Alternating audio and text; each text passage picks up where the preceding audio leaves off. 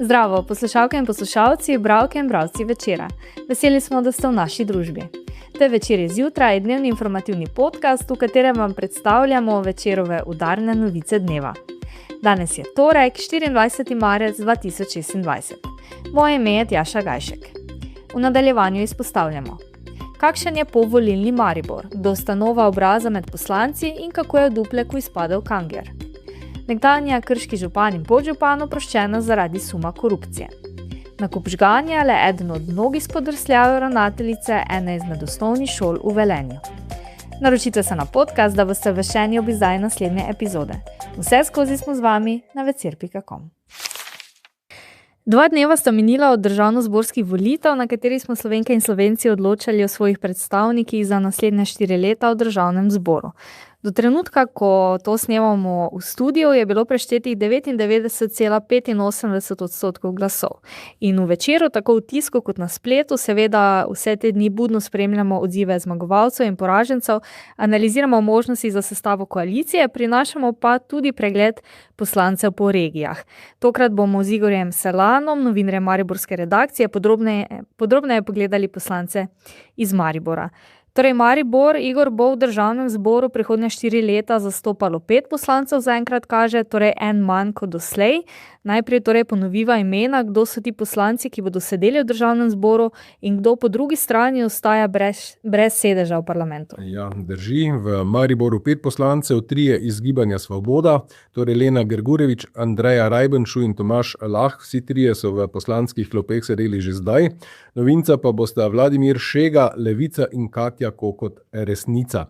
Je pa pravzaprav skoraj da še bolj zanimiv nabor tistih, v bistvu, ki so ostali zunaj. Medtem je verjetno lahko najbolj razočaran nekdanji mariborski župan Franc Kangler, SDS. Zakaj? Ker je v Dupleku osvojil z naskokom največ glasov, skupaj kar 4008 oziroma 34,73%, a je zaradi sistema volitev, po katerih se poslancev ne izbira neposredno, ampak preko strankinega rezultata na ravni volilne enote, ostal zunaj. Kokotova, ki je bila na koncu v Dupleku izvoljena na listi Resnice, je denimo dobila kar 5-krat manj glasov, skupaj le 895 oziroma 7,75%. To je torej ta volilna matematika, ki prinaša kakšne osmoljence. Vem, da si govoril tudi s gospodom Francem Kanglerjem, kako se je on odzval na to? Skušal je malo prikriti svoje razočaranje. Bil je na traktorju, kjer se je že pripravljal na novo sezono, je oral, hkrati je povedal, da pravzaprav to tudi ne bo kaj bistveno vplivalo na njegov angažma na lokalnih volitvah. Tako da to je bil njegov prvi odziv. So pa recimo brez poslanca, če poveva še to, v Mariboru ob tem ponovno stali v SD. Izvoljen ni bil denimo niti državni sekretar Matevž Frangež, pa tudi ne generalna sekretarka vlade iz Gibanja Svoboda Barbara Kolenko-Helbl, pa tudi ne državni sekretar na Ministrstvu za infrastrukturo Andrej Rajh. Brez enega samega kandidata pa so v Mariboru ostali tudi Logarjevi demokrati. Zdaj, torej so znani vsi podatki, kako ocenjuješ tak rezultat, je bil pričakovan, te je kaj posebej presenetilo? Pa pravzaprav največje presenečenje je Kangler, ki ni bil izvoljen v Dupleku, to zanesljivo. Tam je bil prvi favorit in žal je postal žrtev volilnega sistema. Drugače pa je, kar se mene tiče, še največje presenečenje, res tesen izid volitev na državni ravni, na lokalni niti na nekih večjih presenečenj morda ne. Morda eno negativno presenečenje. Dolgoletni poslanec SDS Dejan Kaloh, ki je lani izstopil sicer iz stranke in ustanovil stranko Suvereni, se je na te volitve na koncu podal na listi stranke Karla Erjavca zaupanje, a mu je zaupanje izkazalo le 26 volivcev. Govoril si torej s temi 5 poslanci, kaj lahko od njih pričakujemo, kaj so ti obljubili v prvih odzivih? Da bodo nadaljevali svojim delom, ampak običajno je, da poslanci po volitvah ne izražajo prevelikega razočaranja, tudi kadar poslabšajo rezultat. Recimo Svoboda ima zdaj v Mariboru polovico manj. kandidatov, kot jih je imela v prejšnjem sklicu. Je pa zanimivo, da Kokotova pravi, da bo v Dupleku vsekakor imela poslansko pisarno, da si bo prizadevala predvsem za ohranjanje podeželja. Napoveduje tudi, da se bo Resnica striktno zavzemala za boj proti korupciji, suverenizem in nižje davke. Se je pa na državnozborske volitve tudi že odzval mariborski župan Saša Arsenovič, kako jih je spremljal on, kaj je povedal? Po pričakovanjih je povedal, da verjame, da bo Svoboda sestavila tudi prihodnjo vlado. Nenazadnje je v zadnjem letu ali dveh z aktualno vlado Roberta Goloba sodeloval zelo dobro.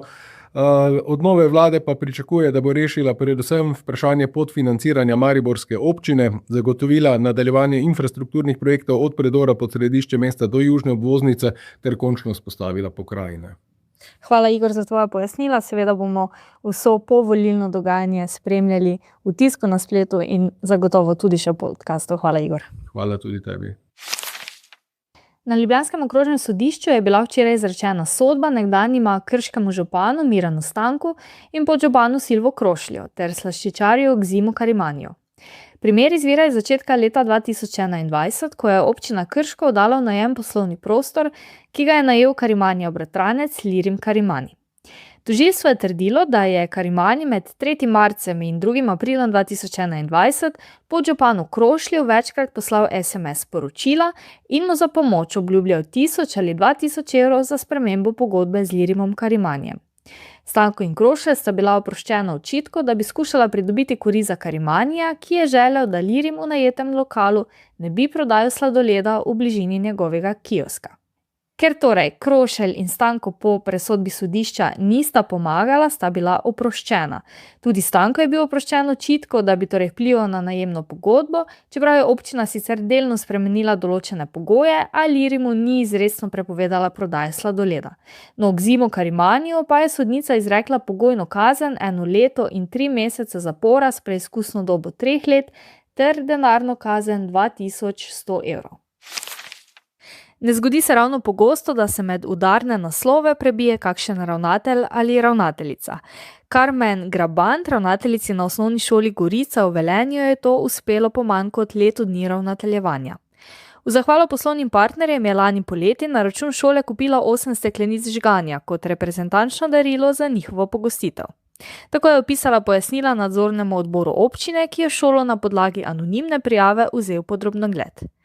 Obenem je v manj kot letu dni za rože in aranžmaje zapravila slabih 30 000 evrov. Ni opazila, da posluje s podjetjem, katerega lastnik in direktor je član sveta zavoda. Ob obnovah je potrebne ponudbe drugih izvajalcev iskala potem, ko so bila dela že končana. Stole je obnavljala iz sredstev šolskega sklada, računovodske storitve zaupala prijateljicam. To so glavni očitki, ki jih je ugotovil nadzorni odbor. Danes jih bo predstavil velenskim mestnim svetnikom. Kaj bo sledilo? Zgodbo bomo še naprej spremljali na Večeru. To je bil večerodnevni podcast Večer zjutraj 24. marca 2026. Z vami sem bila Tjaša Gajšek. Kakovostno novinarstvo lahko podprete tako, da se naročite na tiskani in spletni Večer, postanete naš sledilec in bralec na družbenih omrežjih, naročnik naših podcastov in newsletterjev. Tako boste podprli novinarstvo, ki prinaša avtentične vsebine, ki jih pripravljajo naši novinarji in jih drugje ne boste našli. Želimo, da razumete, kako se vrti svet. Želimo vam odstreti pogled v časen prostor, v katerem živimo. Veseli bomo vaših komentarjev, pobud in kritik na različnih kanalih. Se beremo in slišimo.